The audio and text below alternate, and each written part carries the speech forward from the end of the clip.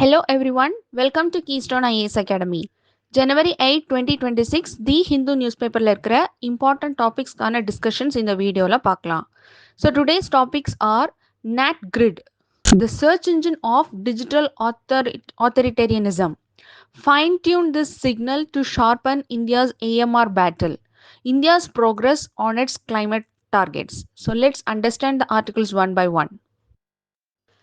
The first article is related to NAT grid, which is National Intelligence Grid. So November 2008 terror attacks உடைய பின்விளைவு தான் வந்து national intelligence grid உருவாக்கப்பட்டது. இது வந்து ஒரு செக்யூரிட்டி பர்பஸ்க்காக உருவாக்கப்பட்டது.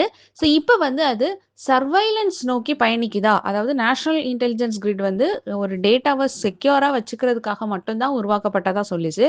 பட் இப்போ வந்து அது வந்து ஒரு சர்வைலன்ஸ், அந்த பீப்புளுடைய டேட்டாவை சர்வைலன்ஸ் பண்ணுறதுக்காக வந்து அதை பயன்படுத்தப்படுது. ஸோ இது வந்து ரொம்ப நல்லதா, இதில் என்ன சேலஞ்சஸ் இருக்குது அப்படிங்கிறத தான் இந்த ஆர்டிக்கிளில் டிஸ்கஸ் பண்ணுறாங்க. ஸோ இந்த 26/11 மும்பை டெரர் அட்டாக்ஸோடைய விளைவு வந்து இது நீங்கள் வந்து internal security current affairs read பண்ணுறவங்களுக்கு இந்த டெரர் அட்டாக்ஸ் நீங்கள் நிறைய முறை ஃபாலோ பண்ணியிருப்பீங்க. ஸோ 2008 நவம்பரில் நடந்துச்சு. 160 பேருக்கு மேலே இறந்து போயிட்டாங்க. ஸோ இதனுடைய விளைவில், அதாவது அந்த இன்வெஸ்டிகேஷன் அப்போ அட்டாக்கர் டேவிட் ஹெட்லி வந்து he had left behind many clues like visa records, travel data, hotel stays எல்லாமே. ஆனால் எல்லா பீஸ் ஆஃப் இன்ஃபர்மேஷனும் வந்து ஒரு ஸ்கேட்டர்டான ஒரு விஷயமா இருந்துச்சு. ஹோட்டல் தனியாக இருந்துச்சு, இது விசா ரெக்கார்ட்ஸ் தனியாக இருந்துச்சு, எதுவுமே வந்து ஒரு கனெக்டடாக இல்லை. பட் இது எல்லாமே ஒரே ஆளுடைய விஷயமா தான் இருந்துச்சு. அப்படிங்கிறப்ப என்ன அவங்க ஒரு தீர்மானத்துக்கு எப்படி வந்தாங்க அப்படின்னா, இது வந்து ஒரு ஏன் இந்த டேட்டா எல்லாமே கனெக்டடாக இருக்கக்கூடாது, கனெக்டட் அண்ட் சர்ச்டு டுகெதர், ஒரே போல் ஒரு ஆளுக்கு கீழே வரக்கூடிய, ஒரு பேருக்கு கீழே வரக்கூடிய எல்லா டேட்டாவும் வந்து ஏன் வந்து கனெக்ட் பண்ணக்கூடாது, what if all this data could be connected and searched together அப்படிங்கிற கொஸ்டினுடைய பதில் தான், இந்த ஐடியாவுடைய பதில் தான் வந்து NAT grid உருவானது. Okay, national intelligence grid. So what is this? It is a huge data sharing platform. Okay, NAT கிரிட்னா என்னது? National intelligence grid. ஸோ ஒரு நல்ல ஞாபகம் வச்சுக்கோங்க, இதனுடைய மேஜர் பர்பஸே வந்து டேட்டா ஷேரிங் பிளாட்ஃபார்ம் மட்டும்தான். Okay, so it allows security and intelligence agencies, இப்போ இதை இன்வெஸ்டிகேட் பண்ணுற ஏஜென்சிஸ், இவங்க இந்த இந்த இன்வெஸ்டிகேட்டர்ஸ் இருக்காங்க இல்லையா, போலீஸ் ஃபோர்ஸஸ், இவங்களுக்கு டேட்டா வந்து ஷேர் பண்ணுற ஒரு பிளாட்ஃபார்ம் தான் NAT grid. ஸோ இந்த agency will search across many databases. அதாவது இப்போ என்ன பண்ணுவாங்கன்னா, இந்த செக்யூரிட்டி ஏஜென்சிஸ், இன்டெலிஜென்ஸ் ஏஜென்சிஸ்லாம் வந்து தனித்தனி ரெக்கார்ட்ஸ் வந்து சர்ச் பண்ணுவாங்க. ஆதார் அண்ட் ஐடென்டிட்டி டேட்டா தனியாக, ட்ராவல் ரெக்கார்ட்ஸ் தனியாக, bank and financial transactions, telecom and call records எல்லாமே வந்து செப்பரேட்டாக பண்ணுவாங்க. இந்த அக்சஸ் வந்து சில ஃபியூ சென்ட்ரல் ஏஜென்சிஸ்க்கு மட்டும்தான் இருக்குது. ஓகேங்களா? ஸோ இப்போ current record படி NAT grid is receiving around 45,000 queries every month. Access is being expanded to state police offices, even down to SP லெவலுக்கு கூட இந்த டேட்டா வந்து சென்ட்ரல் ஏஜென்சிஸ்க்கு மட்டும்தான் இந்த டேட்டாவை அக்சஸ் பண்ணுறதுக்கு, ஏதாவது இன்வெஸ்டிகேஷனுக்காக இந்த டேட்டா அக்சஸ் பண்ணுறதுக்கு ரூல் இருந்துச்சு. இப்போ வந்து அது SP லெவல் வரைக்கும் இந்த டேட்டாவை அக்சஸ் பண்ணிக்க முடியும். ஸோ இந்த queries வரும், அந்த டேட்டாலேருந்து சர்ச் பண்ணி அந்த ரெக்கார்ட்ஸ் வந்து எடுத்து கொடுக்கறது தான் NAT gridோட ஒர்க்கு. ஸோ இப்போ இது என்ன அப்படின்னா, so why is this controversial now? ஓகேவா? ஏன்னா the biggest concern is not security. So கொஸ்டினே வந்து ஃபஸ்ட்டு இனிஷியல் ஹெட்டிங்கே என்னென்னா, NAT grid வந்து செக்யூரிட்டி பர்பஸையும் தாண்டி ஒரு சர்வைலன்ஸ்குள்ளே போயிடுச்சா. ஸோ செக்யூரிட்டி அண்ட் இன்டெலிஜென்ஸ் ஏஜென்ட்ஸ்க்கு தேவையான ஒரு டேட்டாவை ஷேர் பண்ணுற ஒரு பிளாட்ஃபார்ம், அந்த டேட்டாவை செக்யூர்டாக வச்சுருக்கணும். ஸோ அதுதான் NAT gridோட ஒர்க்கு. ஸோ இப்போ வந்து அந்த NAT gridோடைய அந்த பேசிக் பர்பஸை தாண்டி இன்னொரு ரோல்குள்ளே போய் நுழைஞ்சிருக்குதா அப்படிங்கிற கொஸ்டின் தான் வந்திருக்கு. So why this question has came அப்படின்னு பார்த்தா, NAT grid வந்து எந்த ஆக்டுக்கு கீழேயும் ப்ரிப்பேர் பண்ண ஒரு போர்டு கிடையாது, எந்த ஆக்டுக்கு கீழேயும் எஸ்டாப்ளிஷ் பண்ண போர்டு கிடையாது. ஸோ அது எப்படி எஸ்டாப்ளிஷ் பண்ணாங்க? Through executive orders. Okay, please remember this. So major point ப்ரிலிமினரிக்கு தேவையானது, NAT gridனா அது வந்து ஒரு டேட்டா ஷேரிங் பிளாட்ஃபார்ம் மட்டும்தான். It was not introduced or it was not created by any law passed by the parliament. It was created by the executive orders. It was created through executive orders. Please remember this. It is very important. So பார்லிமெண்ட்டுக்கோ கோர்ட்டுக்கோ இந்த national intelligence கிரிட்டை வந்து ஒரு control பண்ணுறதுக்கான ஒரு independent over side வந்து கிடையாது. So அது வந்து executive ஆர்டரில் கிரியேட் பண்ணினது, எக்ஸிக்யூட்டிவ் தான் அதை கண்ட்ரோல் பண்ணிட்டு இருக்கிறாங்க. நவ் த கொஸ்டின் கம்ஸ், அப்போ can such massive surveillance exist without a clear law and accountability? அப்போ இப்போ நேட் கிரிட்ல வந்து இவ்வளோ பெரிய டேட்டாவை ஹேண்டில் பண்ணிட்டு இருக்கிறாங்க, இவ்வளோ பெரிய டேட்டா அவங்க வந்து செக்யூரிட்டி பர்பஸ்க்காக அப்படிங்கிறதுக்கு தேவைப்படும் போது யூஸ் பண்ணோம் அப்படின்னு ஒரு பிளாட்ஃபார்ம்குள்ள அந்த நேட் கிரிட் வந்து இவ்வளோ பெரிய டேட்டா வந்து மெயின்டைன் பண்ணிட்டு இருக்கிறாங்க. இவங்க வந்து பார்லிமெண்ட்டுக்கு ஆன்சரபிளா இல்லை, கோர்ட்டுக்கு ஆன்சரபிளா இல்லை அப்படிங்கிற ஒரு நிலையில இருக்கிறாங்க. அப்போ அவங்க வந்து அவங்களுக்கு அந்த அந்த ஏஜென்சியோடைய மிஸ்யூஸ் வந்து அதிகமாக சான்ஸ் இருக்கு. ஸோ இவ்வளோ பெரிய சர்வைலன்ஸ் எக்ஸிஸ்டாக இருக்கும்போது how it can exist without a clear law and accountability is the major controversy here. So ரீசெண்டாக இன்னொரு டெவலப்மெண்ட் நடந்துச்சு, என்னன்னா நேஷனல் பாப்புலேஷன் ரெஜிஸ்டர் கூட இந்த நேட் கிரிடை லிங்க் பண்ணிட்டாங்க. So what is this national population register? It contains data of 119 crore residents. So national population ரெஜிஸ்டருங்கிறது நீங்கள் ப்ரிலிமினரி ரிலேட்டடாக ஆல்ரெடி நீங்கள் படிச்சிருப்பீங்க. வாட் இஸ் நேஷனல் பாப்புலேஷன் ரெஜிஸ்டருங்கிறது? It is the data of 119 crore residents. So இந்த டேட்டாவை நேட்கிரிட் கூட லிங்க் பண்ணியிருக்காங்க அப்படின்னா திஸ் சேஞ்சஸ் எவ்ரி திங். அப்போ நேட்கிரிட் வந்து என்னன்னா ஒரு ஸ்பெசிஃபிக் சஸ்பெக்டை வந்து சர்வைலன்ஸ் பண்ணி அவங்கள வந்து ட்ராக் பண்ண முடியும். ஓகேவா? ட்ராக் பண்ண முடியும். ஸோ இப்போ என்னன்னா it can potentially map the entire population. So முன்னாடி நேட் கிரிட் வந்து ட்ராவல் ரெக்கார்ட்ஸ் இருந்தது, ஆதார் டேட்டா இதெல்லாம் வச்சு செப்பரேட்டாக ஒரு சஸ்பெக்டை வந்து ட்ராக் பண்ணி அந்த டேட்டா எல்லாமே ஒரு இடத்துல இருந்துச்சு. கேட்குறப்போ அந்த நேட் கிரிட் வந்து ரெடி பண்ணி கொடுத்துட்டு இருந்தாங்க. பட் இப்போ வந்து நேஷனல் பாப்புலேஷன் ரெஜிஸ்டர் கூட கனெக்ட் பண்ணனால ஹோல் இந்தியாவுடைய பாப்புலேஷனுடைய டேட்டா வந்து ஒரு ஃபுல் செட் ஆஃப் டேட்டா அதுக்கு எது என்ன சர்வைலன்ஸ்க்கான எந்த மக்களை வேணாலும் எப்படி வேணாலும் சர்வைல் பண்ணலாம் அப்படிங்கிற ஒரு மேசிவ் பவர் வந்து நேட் கிரிட்டுக்கு வந்து நம்ம கொடுத்துருக்குறோம். So this shift the system from searching data to profiling people. Because முன்னாடி எப்படி இருந்துச்சு, கிரியேட் ஆகிற ரெக்கார்ட்ஸ்லேருந்து டேட்டாவை சர்ச் பண்ணி டேட்டாவை ஷேர் பண்ணிக்கிட்டு இருந்தாங்க. டேட்டா ஷேரிங் பிளாட்ஃபார்ம் இல்லையா? இப்போ ஒருத்தர் வந்து ட்ராவல் பண்ணி போகிறார் அப்படின்னா அவருடைய நேம் வச்சு அவருடைய ஐடென்டிட்டி வச்சு அவர் வந்து எந்த இதில் வந்து ட்ராவல் பண்ணியிருக்காரு, எப்படி ட்ராவல் பண்ணியிருக்காரு, என்ன அவருடைய பேக்ரவுண்ட் அப்படிங்கிற டேட்டாவை எடுத்து ஷேர் பண்ணிக்கிட்டு இருந்தாங்க. இவ்வளோ தான் நேட்கிரிடோட ஒர்க்காக இருந்துச்சு, data searching.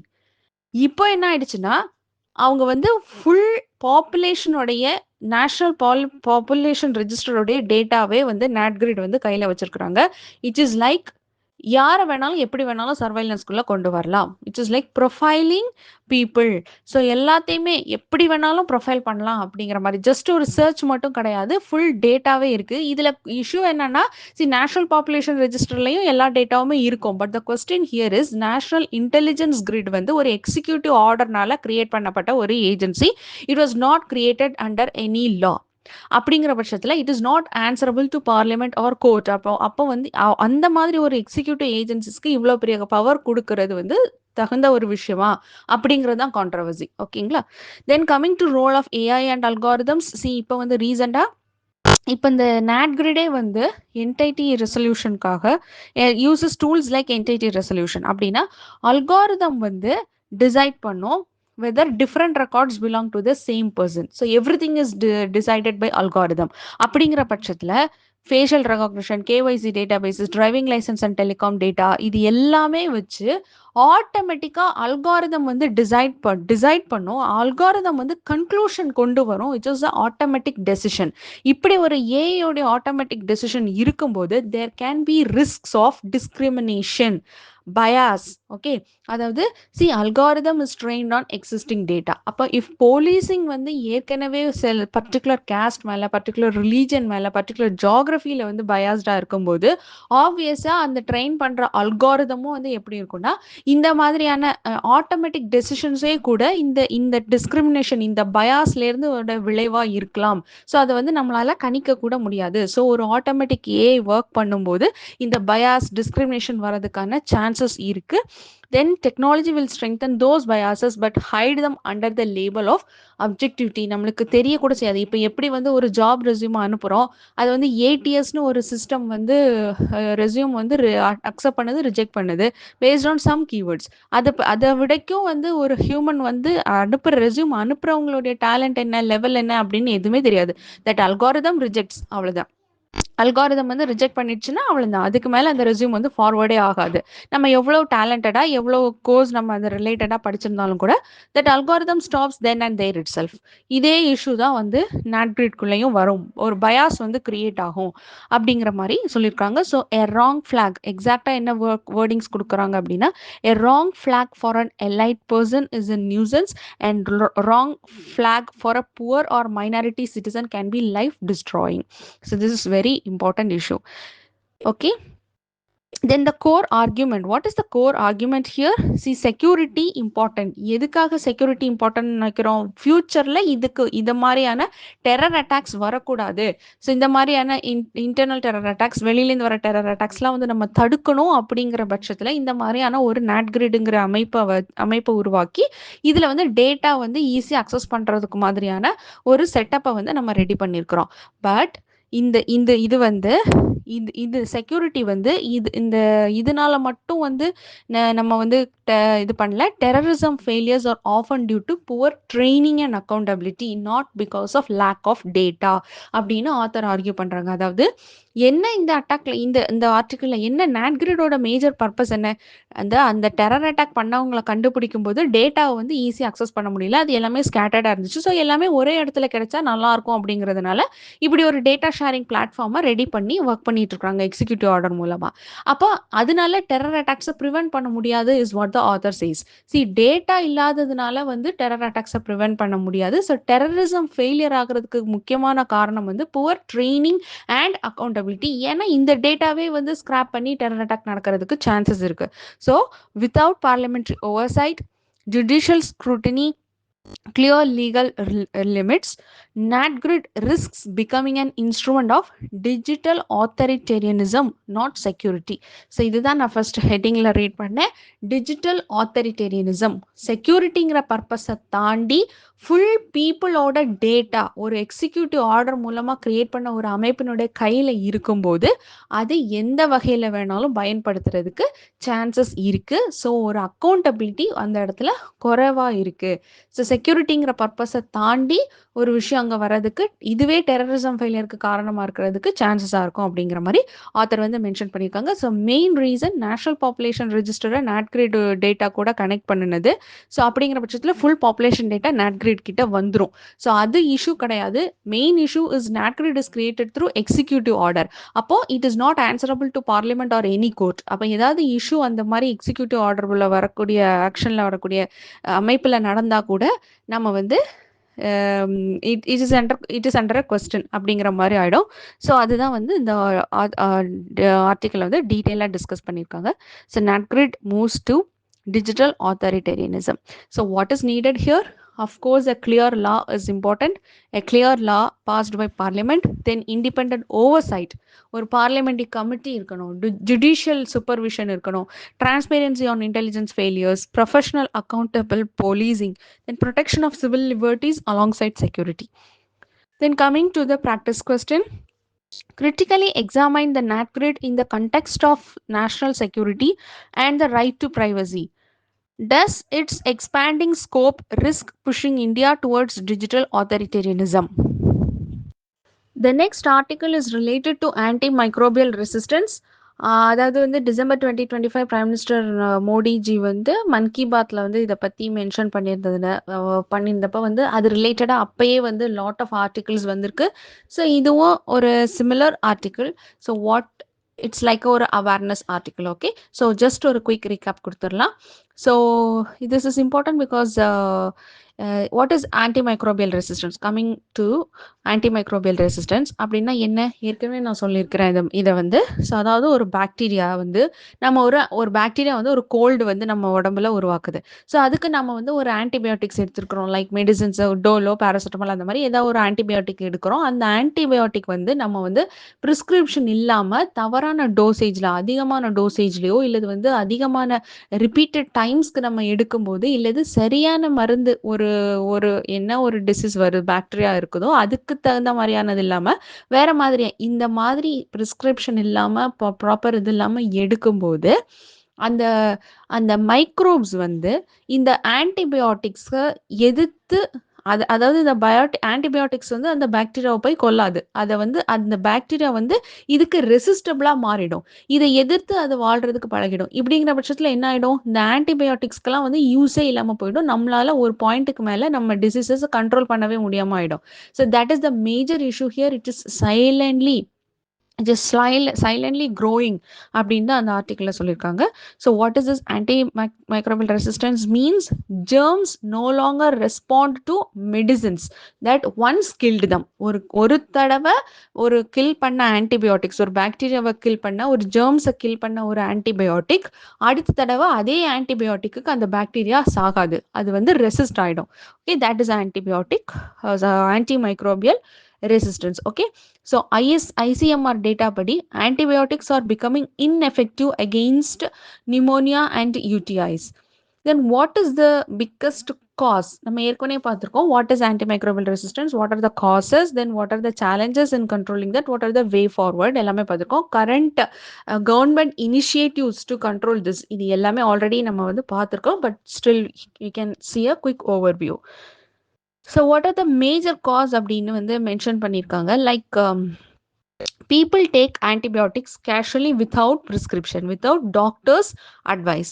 Okay va, this will make bacteria become stronger and smarter. So இந்தியாவுடைய இனிஷியேட்டிவ்ஸ் என்னெல்லாம்? National action plan on AMR, then ban on colistin in animal feed. இன்னொரு முக்கியமான விஷயம், இந்த அனிமல் ஹஸ்பண்ட்ரி, ஸோ ஃபார்மிங், இதெல்லாம் இருக்கு இல்லையா, இதில் யூஸ் பண்ணுற ஆன்டிபயோட்டிக்ஸை நம்ம ஃபீட் பண்ணும்போது, நாம் எடுத்துக்கும் போது கூட அதுலேருந்து கூட அந்த ஆன்டிபயோட்டிக்ஸ் நம்ம உடம்புல வந்து அந்த பாக்டீரியா ரெசிஸ்ட் ஆக சான்சஸ் இருக்குது. So it is like it is not only like prescription மட்டும் இல்லை, இந்த ப்ரிஸ்கிரிப்ஷன் இல்லாமல் மெடிசன் எடுத்துக்கிறது ஒரு மேஜர் ரீசன். அலாங் சைட் நம்ம ஃபார்மிங், நம்ம எடுத்துக்கிற வெஜிடபிள்ஸ், நம்ம எடுத்துக்கிற டைரி ப்ராடக்ட்ஸ், இது எல்லாத்துலேயுமே வந்து அதுக்கு கொடுக்குற ஆன்டிபயோட்டிக்ஸ் கூட நம்ம வந்து இன்டேக் எடுத்துட்டு இருக்கிறோம். ஸோ அதனால கூட சேஞ்ச் ஆகும். ஸோ மேஜராக இன்னொரு ஆக்ஷன் எடுத்தது என்னன்னா, பேன் ஆன் கோலிஸ்டின். அனிமல் ஃபீட்ல கோலிஸ்டின் கொடுக்கக்கூடாது அப்படின்னு சொன்னாங்க. But these does not change public behaviour. So what the prime minister sees, we have to change our behavior is what a game changer. அதுதான் இருக்க போகுது அப்படின்னு இது பண்ணியிருக்காங்க. தென் அவேர்னஸ் மட்டும் கிரியேட் பண்ணிட்டா it is alone is not enough. So because what we need is one health issue. What is this one health issue? Because நான் already சொன்ன மாதிரி which connects human health, animal health and environmental health இல்லையா? ஆன்டிபயோட்டிக்ஸை வந்து போல்ட்ரியில், டைரியில், Aqua கல்ச்சர்லாம் over use பண்ணுறோம்.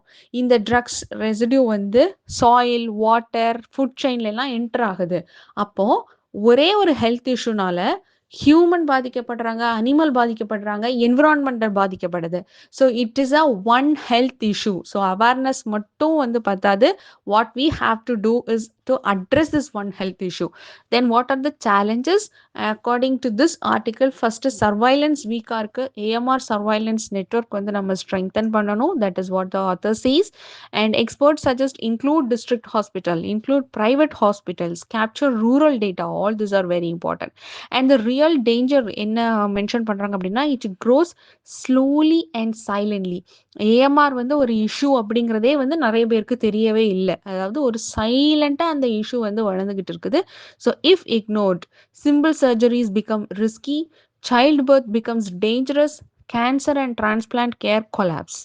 So it is not a future threat, it is already here is what the article says. Then coming to the practice question.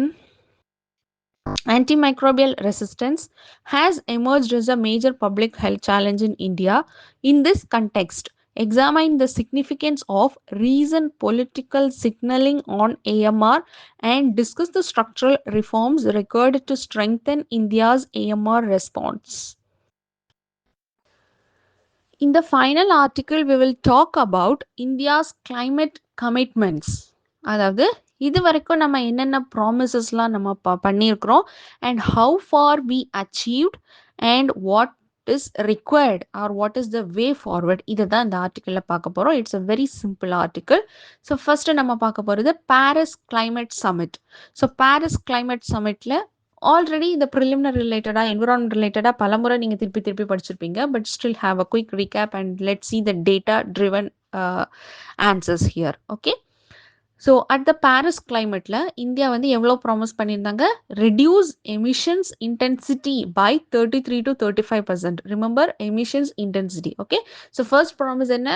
Reduce emissions intensity by 33 to 35%, increase non fossil power capacity, expand renewable energy, create forest carbon sinks. Okay, so இப்போ நம்ம பார்க்க போகிறது எவ்வளோ வந்து நம்ம achieve பண்ணியிருக்கிறோம் அப்படிங்கிறத பார்க்கணும். So India has done well on emissions intensity. By 2020 intensity வந்து 36% ரெடியூஸ் ஆயிருக்கு அண்ட் டார்கெட் வந்து ஏர்லியராகவே நம்ம அச்சீவ் பண்ணிட்டோம். Then what are the reasons? Because of the growth of solar and wind, shift towards service economy, energy efficiency schemes, etc. But what is the hidden problem here? Absolute emissions. அதாவது even though எமிஷனுடைய intensity குறைஞ்சா கூட total emission வந்து அதிகமாயிட்டே இருக்கு. ஓகேங்களா? அதாவது ஒரு ஒரு ஒரு கம்பெனிலேருந்தோ இல்லது ஒரு இடத்துலேருந்தோ வந்து எமிஷன் ஆகக்கூடிய இன்டென்சிட்டியை நம்ம குறைச்சிக்கிட்டு வரோம். பட் ஓவராலாக வந்து எல்லா இடத்துலேருந்தும் எமிஷன் ஆகக்கூடிய டோட்டல் எமிஷன்ஸோடைய லெவல் வந்து கூடிக்கிட்டே இருக்கு. அப்போ நம்ம இன்டென்சிட்டி குறைக்கிறதோடைய பலன் வந்து நம்மளுக்கு கிடைக்காமலே போயிடும். ஸோ இன்டென்சிட்டி வந்து இப்போ ஒரு கம்பெனிலேருந்து இவ்வளோ நம்ம கம்மி பண்ணியிருக்கிறோம். ஆனால் பார்த்தா இன்னும் ஒரு 4-5 கம்பெனி எக்ஸ்ட்ராவாக எமிஷன்லாம் ஆட் ஆயிருக்கு. அப்போது டோட்டல் எமிஷன்ஸ் அதிகமாகுது, இன்டென்சிட்டி நம்ம குறைச்சும் கூட அதனுடைய பலன் நம்ம கிடைக்கல. This is called partial decoupling, which means economy grows faster than emissions. அப்போ எமிஷன்ஸ் ஃபால் ஆகாது.